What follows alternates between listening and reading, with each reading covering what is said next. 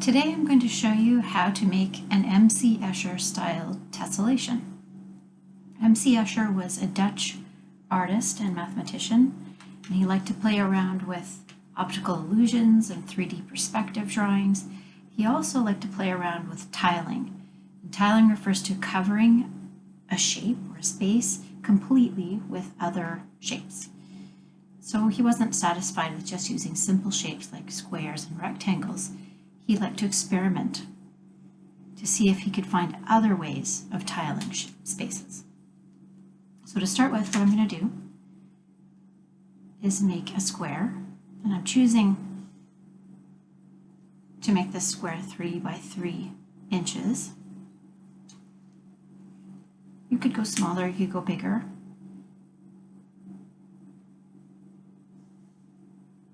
Okay, just like that. And then I'm feeling kind of curvy today, so I'm going to draw off of one edge, I'm going to draw a shape.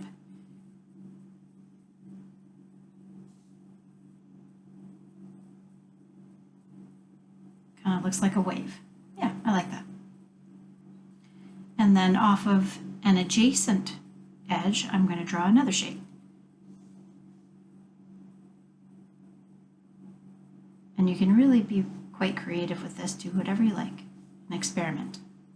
Okay, so I've got one shape drawn off of one edge and another shape drawn off of another edge.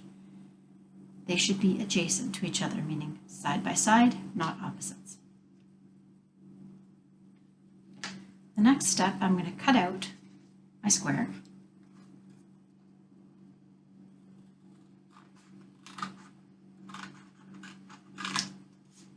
I'm using just recycled cardboard because I'm going to be tracing this, so I need it to be stiff enough to be able to trace around.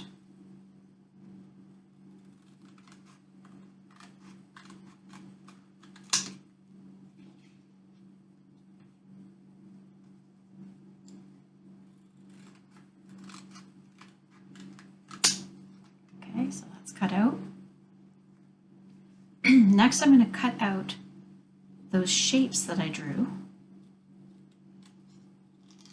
And they don't have to be curves. You could draw a triangle, you could draw like a puzzle piece shape poking into one side.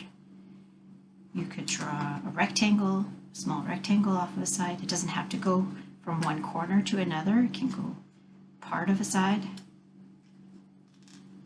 and it'll still work.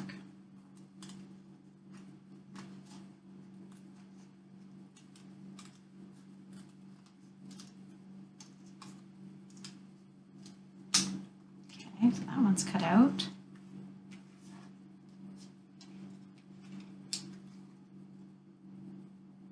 I'm going from the corner just because that's what I feel like doing.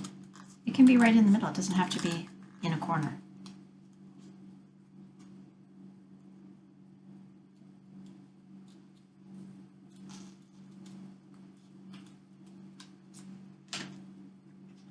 Okay, so there was my original, and I've cut these two curvy shapes out of it. So now I'm going to do a rotation. I'm going to take each of those puzzle pieces that I've just cut out, and I'm going to rotate it 90 degrees. So I'm taking this one, right, so I don't flip it over because it won't work if you flip it over. So rotate 90 degrees and tape it down so that it makes one solid continuous piece. I'm going to do the same with this other little chunk. Rotate it 90 degrees and stick it on there.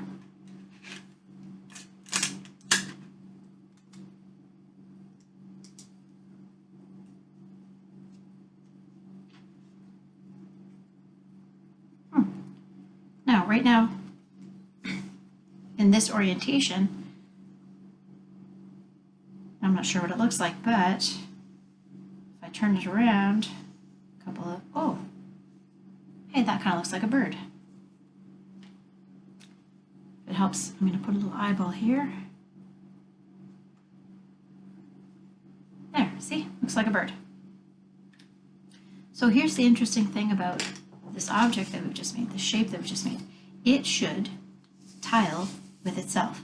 So I'm taking a piece of paper, just random blank paper that I had lying around, and I'm going to trace this bird shape. Okay, so I've got it all taped down there.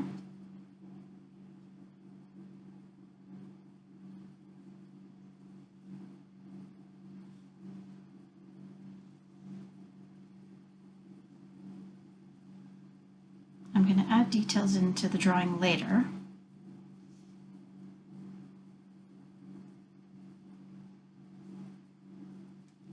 Okay, so there's one tracing of this bird shape.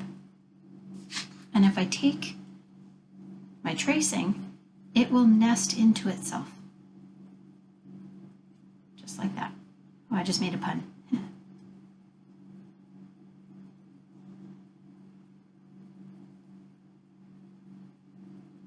That was just for you, Natalie. And I continue to rotate that shape, and I can see where it will fit in because the beak shape there is easy to see.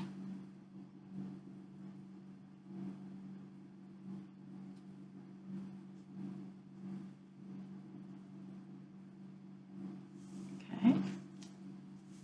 And you can see the last one here, this bird fits right in there like a glove.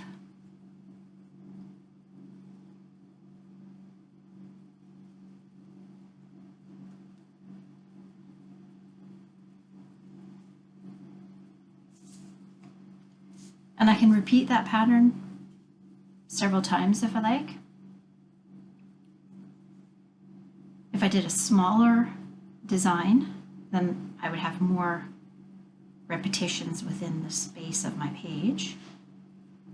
But this gives you an idea of what we're talking about.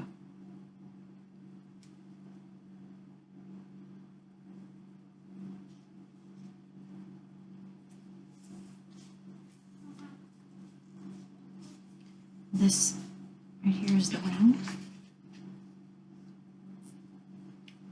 That.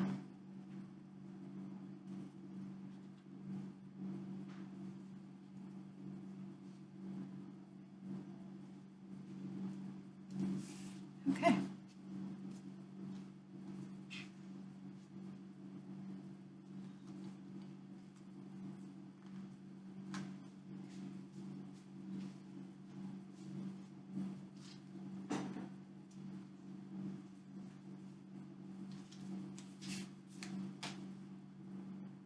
And there's the last little piece there. Okay, so I'm going to zoom out a little bit so you can see more of it in one go. All right, so I still have these, it's all bird shapes that we made to start with, but they nest one into the other, and that's called tiling. So once you've got the entire page covered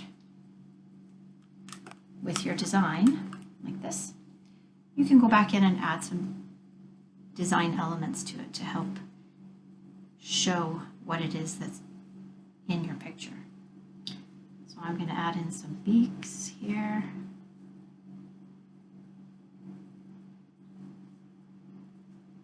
Looks like some kind of a cardinal or something like that. Put one more here.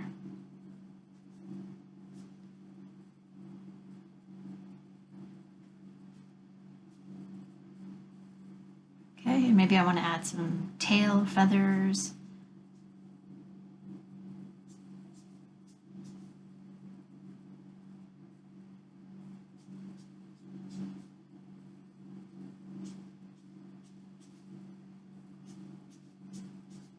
Like that.